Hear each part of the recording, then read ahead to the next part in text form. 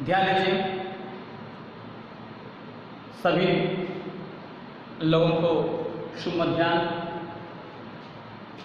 यह है पद परिचय। शब्द का प्रयोग जब किसी वाक्य में किया जाता है तब वह पद कहलाता है। शब्द का प्रयोग जब किसी वाक्य में किया जाता है तब वह पद कहलाता है। किसी भी शब्द को जब वाक्य में हम डाल देंगे तो पद कहलाने लगता है। आप लोगों को पता है कि वर्ण जो है भाषा की सबसे छोटी इकाई है। वर्ण भाषा की सबसे छोटी इकाई है। तो प्रश्न बनता है कि वर्ण किसे कहते हैं? इसका उत्तर होगा भाषा की वह सबसे छोटी से छोटी इकाई जिसके और खंड न किए जा सके उसे वर्ण कहते हैं। तो वर्ण आप समझ गए? भाषा की वह सबसे छोटी से छोटी इकाई जिसके और खंड न किए जा सके उसे वर्ण कहते हैं। वर्ण में होता है अक्षर। क से ज्ञ तक, अ से अ तक, ये सभी वर्ण हैं हिंदी के। अब वर्ण के बाद आता है नंबर शब्द का। तो वर्णों के सार्थक मेल को शब्द कहते हैं। वर्णों के सार्थक मेल को शब्द कहते हैं। वर्ण जब आपस में मिलते हैं तो शब्द बनते हैं। वर्ण जब आपस में मिलते हैं तो शब्द बनते हैं। अब शब्द जो है दो प्रकार के होते हैं। शब्द दो प्रकार के होते हैं, सार्थक शब्द, निरर्थक शब्द। शब्द के दो भेद, सार्थक, निरर्थक। इधर ले लेते।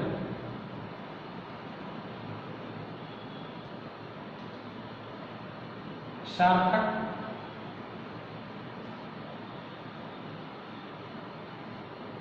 निरर्थक। शब्द के दो भेद, सार्थक शब्द, निरर्थक शब्द। वर्ण जब आपस में मिलते हैं तो शब्द बनते हैं। जैसे क, धन, म, धन, ल। ये तीनों आपस में जब मिल गए तो एक शब्द का निर्माण हो गया, कमल। ये सार्थक शब्द है। इसका अर्थ निकल रहा है। कमल कहने से तुरंत मस्तिष्क में ये बात बैठ जा रही है कि अच्छा, ये तो एक फूल होता है जो पानी में खिलता है, तो कमल हो गया। लेकिन ये सार्थक शब्द है। आप इसी को हम लिख देंगे लमक। अब हमारा दिमाग सोचने लगता है लमक क्या है? लमक का तो कोई अर्थ ही नहीं है। तो ये लमक जो है निरर्थक शब्द है। इसका कोई अर्थ नहीं है, निरर्थक। और इसका अर्थ है ये कमल। शब्द समझ गए? सार्थक और निरर्थक। शब्द दो प्रकार के होते हैं, सार्थक और निरर्थक। शब्द आप जान लिए। अब शब्द का प्रयोग जब हम किसी वाक्य में कर देते हैं तो पद कहलाने लगते हैं।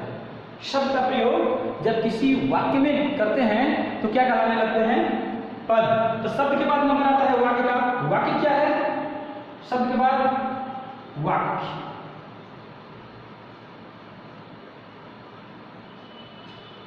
शब्दों के सार्थक समूह को, शब्दों के व्यवस्थित समूह को वाक्य कहते हैं। शब्दों के व्यवस्थित समूह को वाक्य कहते हैं। वाक्य वो होता है जिसमें पूर्ण अर्थ देने की क्षमता होती है। एक वाक्य पूरा पूरा अर्थ देता है, जबकि एक शब्द, दो शब्द पूरा अर्थ नहीं देते। जब वो पूरा वाक्य बनेंगे तब पूरा अर्थ वो स्पष्ट कर पाएंगे। जब वाक्य में पूरे शब्द आते हैं, शब्दों का एक व्यवस्थित क्रम जुड़ता है तो वाक्य कहलाने लगता है। और वाक्य जो है पूरा अर्थ देता है। जैसे मैं लिख रहा हूं रेखा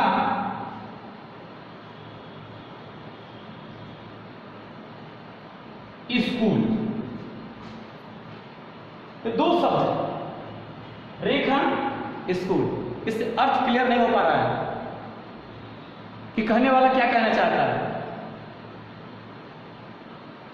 लेकिन इसमें कुछ और हम शब्द डाल करके पूरे वाक्य को पूरा कर देते हैं तो पूरा अर्थ देने लगेगा, वो कहलाएगा ये वाक्य। अभी ये शब्द है, ये वाक्य नहीं है। रेखा स्कूल, ये वाक्य नहीं है, इसको वाक्य नहीं कहेंगे, ये दो शब्द केवल। अब बना देंगे रेखा स्कूल में पढ़ती है। अब ये पूरा वाक्य हो गया, यहां से लेकर के यहां तक ये पूरा वाक्य होगा। अब ये अर्थ देने लगा, रेखा स्कूल में पढ़ती है। यह पूर्ण रूप से अर्थ देने में सक्षम हो गया। पढ़ने वाला समझ जा रहा है कि हाँ वो स्कूल में पढ़ रही है, पढ़ती। तो वर्ण मतलब अक्षर वर्णों के मेल को शब्द कहते हैं और शब्दों के सार्थक मेल को शब्द, जब आपस में शब्दों के व्यवस्थित समूह को वाक्य कहते हैं। यहां तक आप समझ गए कि अक्षर क्या है, शब्द क्या है, वाक्य क्या है। अब जो टॉपिक हमको पढ़ना है पद परिचय, तो इसके लिए मैंने लिख दिया यहाँ कि शब्द का प्रयोग जब किसी वाक्य में किया जाता है तब वह पद कहलाता है। जब शब्द का प्रयोग हम इस वाक्य में कर दिए तब इसमें ये शब्द नहीं रह गया, अब ये वाक्य पद हो गया। इस वाक्य में जो पढ़े हुए शब्द हैं, अब पूरा वाक्य जब बन गया तो इसमें जो शब्द हैं वो शब्द नहीं रह गए, अब वो पद हो गए।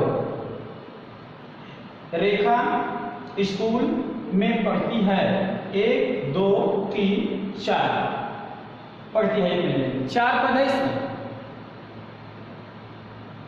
इस वाक्य में 4 पद है और इसी पद का व्याकरणिक परिचय देना ही पद परिचय कहलाता है। और इन पदों का अलग अलग व्याकरण के हिसाब से परिचय, उसी को कहते हैं पद परिचय। जैसे आप एक लाइन में कम से कम 10 बच्चों को खड़ा कर लीजिए, 10 बच्चों की एक लाइन बन गई।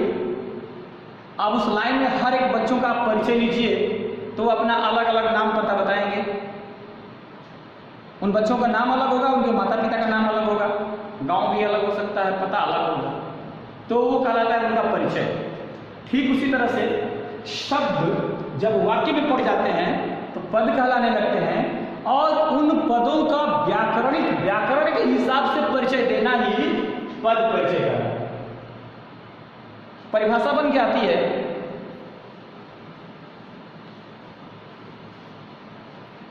देखिए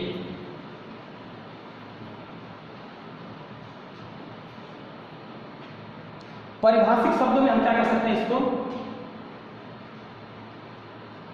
पारिभाषिक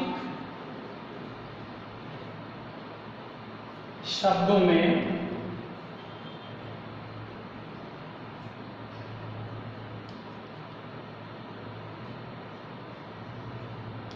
पारिभाषिक शब्दों में इसको हम कह सकते हैं वाक्य में प्रयुक्त पदों का,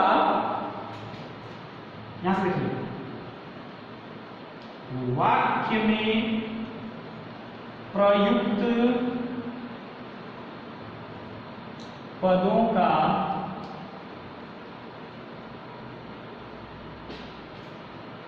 वाक्य में प्रयुक्त पदों का व्याकरणिक परिचय देना ही पद परिचय कहलाता है। व्याकरणिक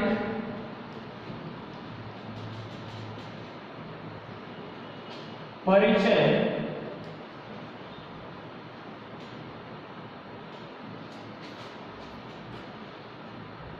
देना ही पद परिचय कहलाता है।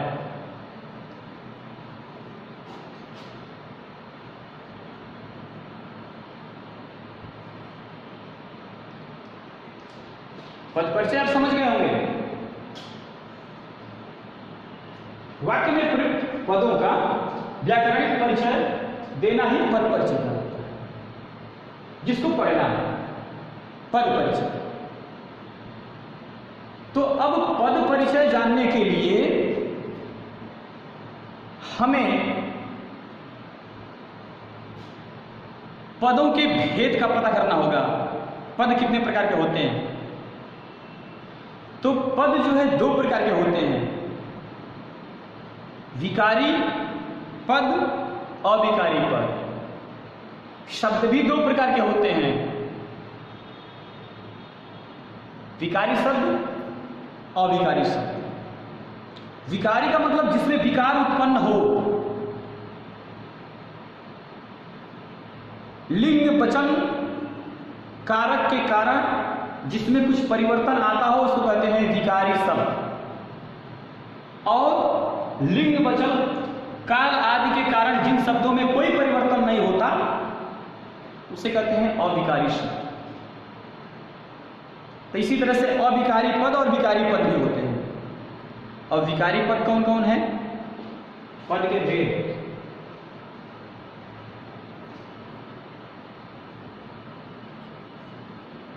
पद के भेद, तो पद के दो भेद होते हैं।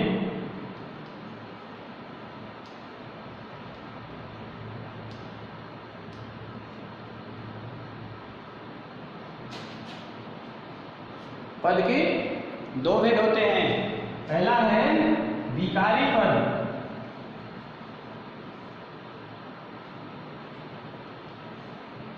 विकारी पद में आता है आपका संज्ञा, जिसको आप पढ़े हैं। इसके बाद सर्वनाम,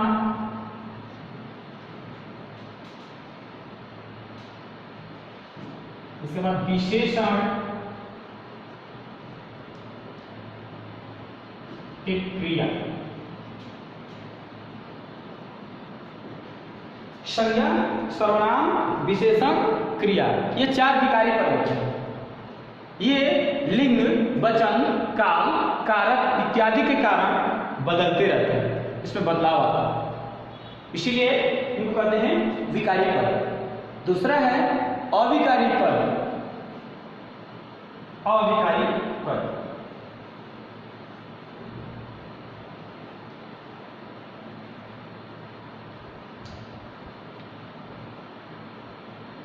अविकारी पद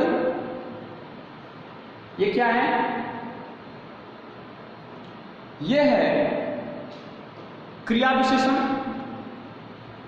समुच्चय बोधक, संबंध बोधक, विस्मयादि बोधक। ये अविकारी पद होते हैं। क्रिया विशेषण, संबंध बोधक, समुच्चय बोधक, विस्मयादि बोधक, ये चार जो है अविकारी पद। इसके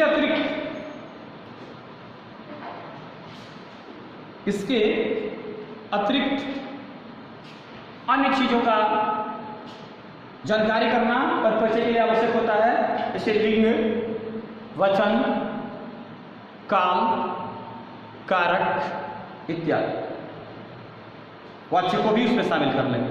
अर्थात पद परिचय करने के लिए हमको व्याकरण की अच्छी तरह से जानकारी होनी चाहिए, तब हम किसी पदों का अच्छी तरह से व्याकरण के हिसाब से परिचय दे सकते हैं। तो पहला संज्ञा। संज्ञा के बारे में जानकारी ले लेते हैं। संज्ञा क्या है? तो संज्ञा आप शुरू से भी पढ़ते आ रहे हैं। किसी वस्तु, प्राणी, व्यक्ति, स्थान या भाव के नाम को संज्ञा कहते हैं। किसी व्यक्ति, प्राणी, वस्तु, स्थान या भाव के नाम को संज्ञा कहते हैं। संज्ञा से आप परिचित हो गए। अब हमें जानेंगे कि संज्ञा कितने प्रकार की होती हैं, संज्ञा के कितने भेद होते हैं। तो संज्ञा के तीन भेद दिखाते हैं। संज्ञा के बारे में भी तुम लोगों को संज्ञा भी थोड़ा पढ़ा देता हूं। पद परिचय में संज्ञा बहुत महत्वपूर्ण है। तो संज्ञा के बारे में जानना अत्यंत आवश्यक है।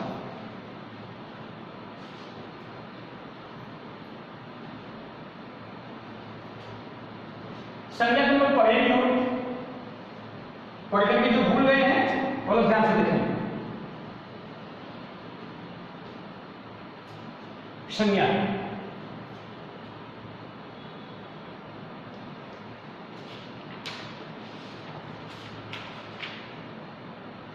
संज्ञा, संज्ञा की परिभाषा है किसी व्यक्ति,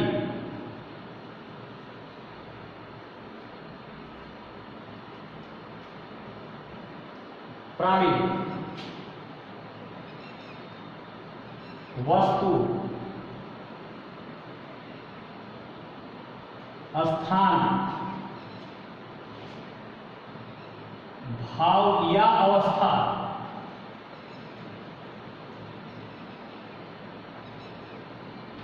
के नाम को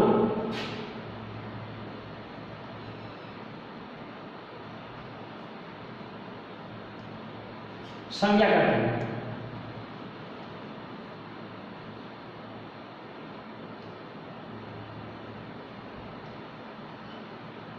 ये किसी व्यक्ति,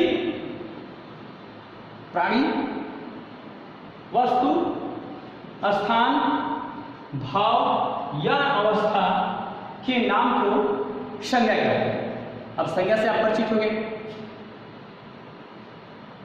इस संसार में जितनी वस्तुएं हैं सब संज्ञा है, चाहे जिसको हम देख पाते हो या देख नहीं पाते हो, लेकिन सारी वस्तुएं, सारे व्यक्ति, सारा स्थान, सारा भाव, दशा सब संज्ञा है। कुछ को हमारी आंख देख लेती है, कुछ को नहीं देख पाती। लेकिन संसार में, सृष्टि में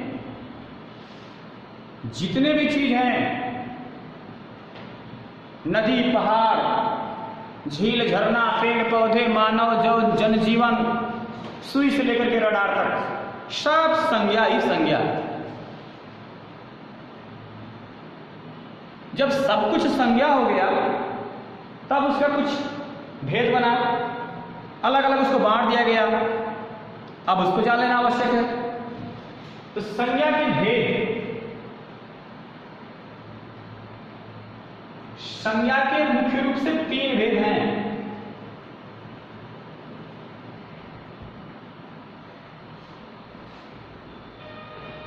संज्ञा के मुख्य रूप से 3 भेद।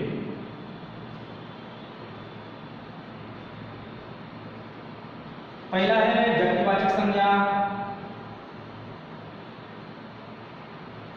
व्यक्तिवाचक संज्ञा। दूसरा है जातिवाचक संज्ञा, जातिवाचक संज्ञा। और तीसरा है भाववाचक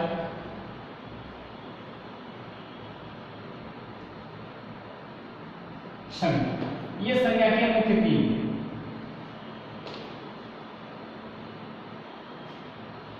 तो पहले व्यक्तिवाचक संज्ञा के बारे में जानेंगे। व्यक्तिवाचक संज्ञा है क्या? तो किसी विशेष व्यक्ति, वे संज्ञा शब्द जो किसी विशेष वस्तु, विशेष स्थान इत्यादि का बोध कराते हैं, उन्हें व्यक्तिवाचक संज्ञा कहते हैं।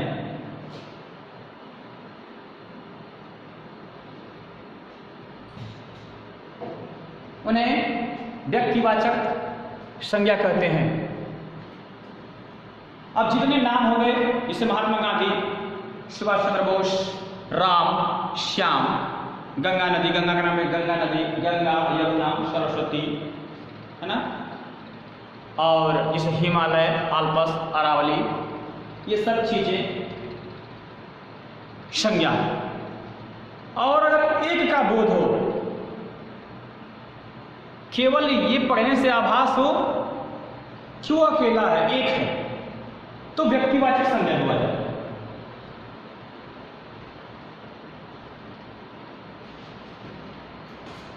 विशेष व्यक्ति हो, विशेष स्थान हो, आगरा, ताजमहल, दिल्ली, किसी गांव का नाम, किसी बच्चे का नाम, किसी भी व्यक्ति प्राणी का नाम, किसी भी जीव का नाम, अगर एक है, उसे ये बोध हो रहा है कि वो एक है, अकेला है, तब वो व्यक्तिवाचक संज्ञा। और जहां ये बोध हो जाए कि ये पूरी जाति है, जहां पूरी जाति का बोध हो, तो वहां हो जाएगा जातिवाचक संज्ञा। वे संज्ञा शब्द जो किसी संपूर्ण जाति का बोध कराए, उन्हें जातिवाचक संज्ञा कहते हैं।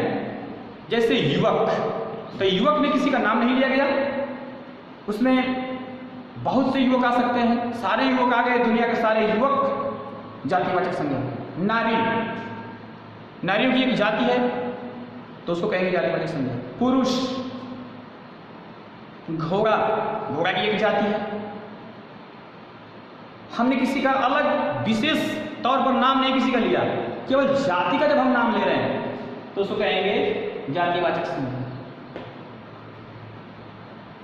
है ना। कवि, तो कवि में किसी कवि का हमने नाम नहीं लिया, सूरदास, कबीरदास, तुलसीदास, किसी का नाम नहीं लिया जाएगा, सूरदास बोल देंगे तो अब एक व्यक्ति का नाम हो गया, व्यक्तिवाचक संज्ञा हो जाएगा। लेकिन केवल कवि कहेंगे तो जातिवाचक संज्ञा हो जाएगी। हमने बोल दिया देश, तो देश में संपूर्ण देश आ रहे हैं, किसी देश का हमने नाम नहीं लिया, तो देश जातिवाचक संज्ञा होगा। लेकिन बोलेंगे भारत देश या अमेरिका, जापान, टर्की, सीरिया, नाम अगर लिए तो व्यक्तिवाचक संज्ञा। तो अब जातिवाचक, व्यक्तिवाचक दोनों चीज आप समझ गए हो। जो संज्ञा शब्द किसी जाति का बोध कराएंगे वो हो जाएगा जातिवाचक संज्ञा, और जो कोई विशेष व्यक्ति, स्थान, प्राणी का बोध कराएंगे वो हो जाएगा व्यक्तिवाचक संज्ञा। अब यही पर एक चीज और हम जान लेते हैं कि जातिवाचक संज्ञा के दो भेद होते हैं। जातिवाचक संज्ञा के दो भेद,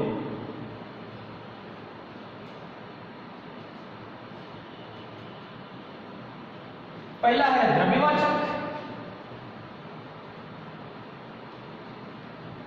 संज्ञा,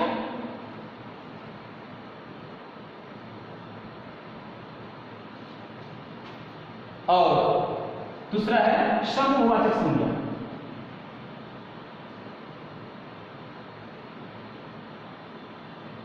समूहवाचक,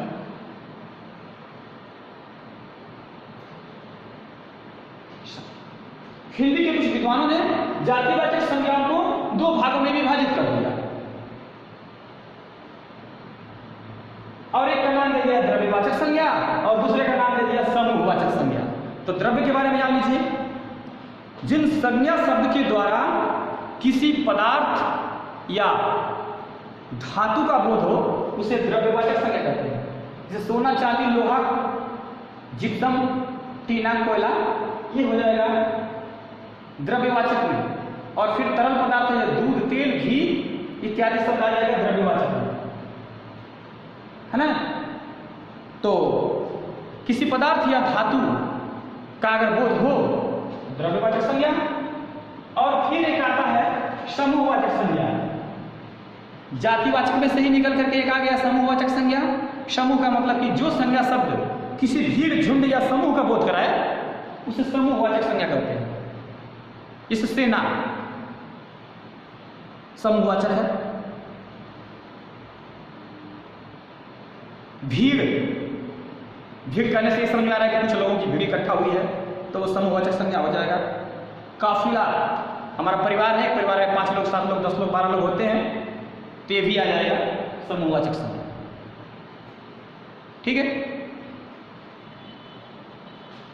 तो जातिवाचक के दो भेद, द्रव्यवाचक, समूहवाचक। अब आते हैं हम भाववाचक संज्ञा पर। भाववाचक संज्ञा क्या है? भाववाचक संज्ञा को हम देख नहीं पाते, इसका अनुभव करते हैं। भाववाचक संज्ञा को हम छू नहीं पाएंगे, देख नहीं पाएंगे, उसका केवल हम क्या करते हैं? अनुभव करते हैं। ये भाव और अवस्था का बोध कराता है, और कुछ को देख भी लेते हैं, कुछ को छू भी लेते हैं। और कुछ ऐसे भाववाचक संज्ञा है जिसको देख नहीं पाते, छू नहीं पाते, लेकिन वो होता है भाववाचक संज्ञा। परिभाषा इसकी बनती है कि जो संज्ञा शब्द किसी अवस्था अथवा भाव का बोध कराए उन्हें भाववाचक संज्ञा कहते हैं। जैसे बचपन, बुढ़ापा, दया, क्रोध, घृणा, हर्ष, उल्लास इत्यादि, ये सब भाववाचक संज्ञा।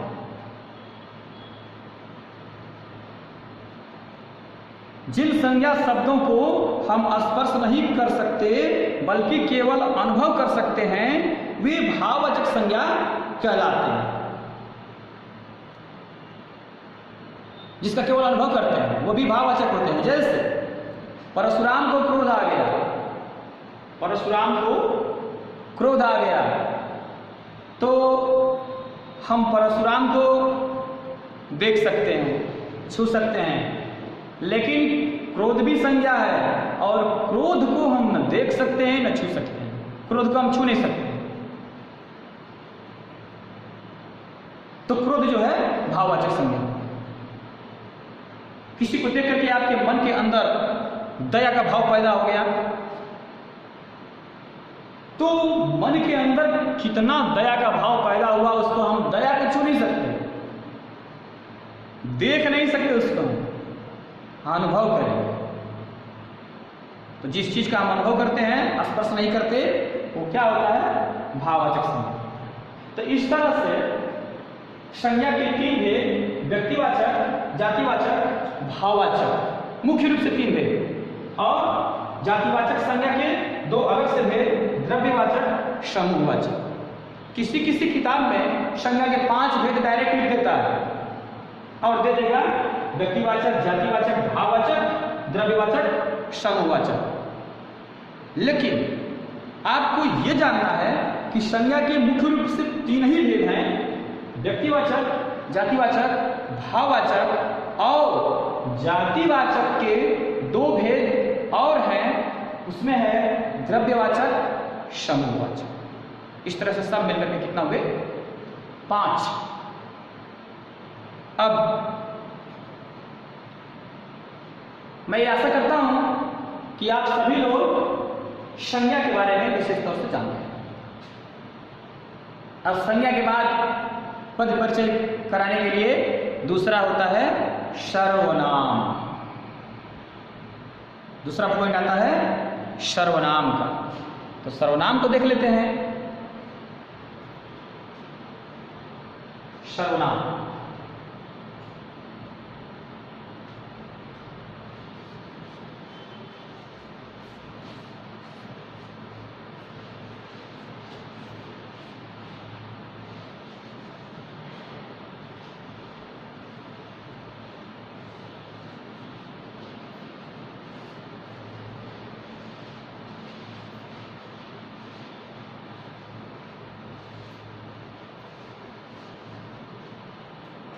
सर्वनाम की परिभाषा आप लोगों को आती होगी। सर्वनाम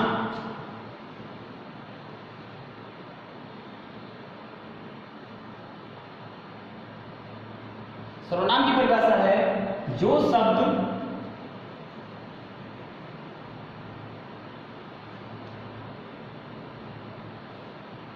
संज्ञा के स्थान पर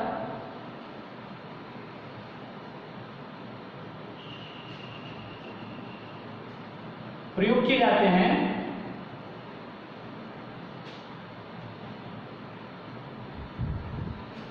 या प्रयुक्त किए जाते हैं।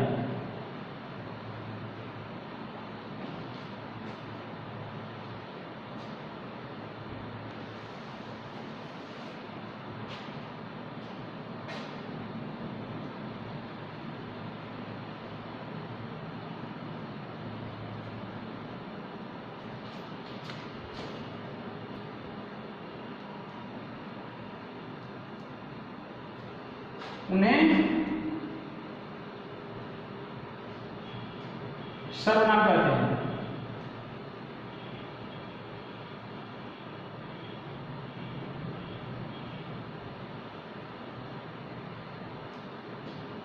जैसे उदाहरण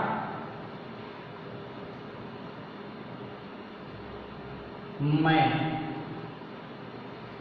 वह, तुम, वे इत्यादि।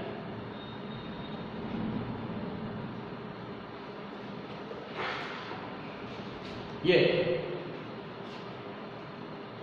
तब सर्वनाम इतना ही जानेंगे कि जो शब्द संज्ञा के स्थान पर प्रयुक्त किए जाते हैं उन्हें सर्वनाम कहते हैं। उदाहरण मैं, वह, तुम, वे इत्यादि। अब सर्वनाम का चर्चा, सर्वनाम का भेद और उन भेदों के बारे में अब अगले क्लास पर, अगले टर्न पर हम तुम लोगों को बताएंगे।